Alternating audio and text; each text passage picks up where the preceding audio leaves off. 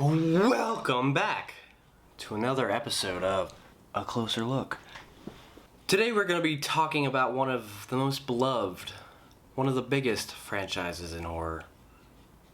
Halloween!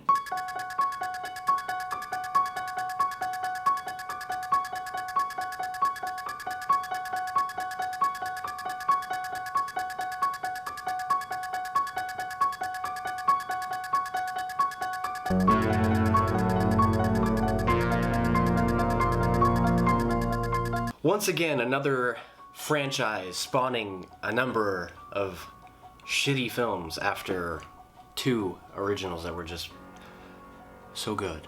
John Carpenter, another king of horror, wrote, directed, and produced the original Halloween, and he made it for a mere $300,000. That's fucking insane. And with a turnaround of $70 million in the box office. Halloween follows the character of Michael Myers, who was committed to a sanatorium for killing his older sister, Judith Myers. And after 15 years, he escapes and stalks and kills people in the city of Haddonfield, Illinois, while being chased by his old psychiatrist, Dr. Loomis. No! Halloween is the fourth highest grossing horror franchise ever. 10 movies under its belt, and 8 too many. In my opinion, of course. As far as what I've read, Halloween was meant to be more of an anthology series, which you can tell is what they were going for at the beginning after Halloween 2, when they came out with Season of the Witch, which completely erases Michael Myers from any sort of existence. Halloween has one of the more iconic scores in horror. I think even the most casual movie fan could recognize it. And I found this quite interesting. Halloween was credited with beginning a long line of slasher films that were inspired by Psycho. Psycho. Masterpiece. Now this is interesting. After viewing John Carpenter's Assault on Precinct 13, Mustafa Akkad sought out Carpenter to direct their film about a psycho killer killing babysitters. Carpenter and his co-writer Deborah Hill, they began drafting a story called The Babysitter Murders, but it was then asked to be changed by Yablon, suggesting that they wanted to have the setting during Halloween.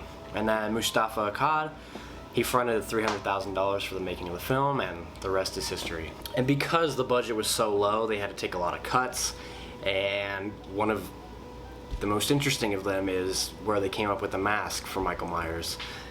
They bought a William Shatner mask at a store for $1.98, painted it white, and that's the iconic Michael Myers mask. No surprise, John Carpenter, being the one-man team that he is, composed the music for the first 3 films. And it's interesting. Everything's interesting. Carpenter said that he can play just about any keyboard, he just can't write or read a note. Halloween was obviously a great success, and with any great success, what happens? Sequels. Now the first sequel, Halloween 2, I really enjoy. I think it's a great 1-2 punch with the first one. If you're gonna watch the first one, you might as well put in the second one because they go together perfectly. It's a direct sequel. After that, oh my god, a bunch of unsophisticated bullshit. Horror cliches, terrible writing, terrible characters. Ugh. It doesn't get any better with the reboots done by Rob Zombie. Rob Zombie thought it a good idea to take away all the mystery of the character and show it to you, so you know exactly who he is. Looks more into the psychological behind the characters. It's just not good. Another franchise that just blew up and never died, spawning off comic books, video games, everything. Halloween is one of the most popular franchises in horror ever. Here's a little secret that a lot of you may not know. Haddonfield, Illinois, where the film is set, was actually filmed in California.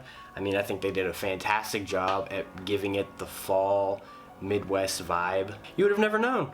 Once again, another franchise, another horror franchise that is fantastic when you have the right people behind it. Just like with the Nightmare franchise, the innovator of the franchise, like Wes Craven and this one, John Carpenter, he only had his hand in 2 of the 10 films, the first and the second. He directed and wrote the first one, he wrote the second one. So it seems when you give the reins to somebody else, it's just not gonna have the same feel, no matter how much you try. Thank you guys, as always, for watching. I hope you're enjoying this series and the 31 Days of Halloween. Let me know down below what your favorite Halloween is. I mean, there's tons to choose from, but really, which one would you pick? Thank you guys, as always, for watching, and I'll see you next time.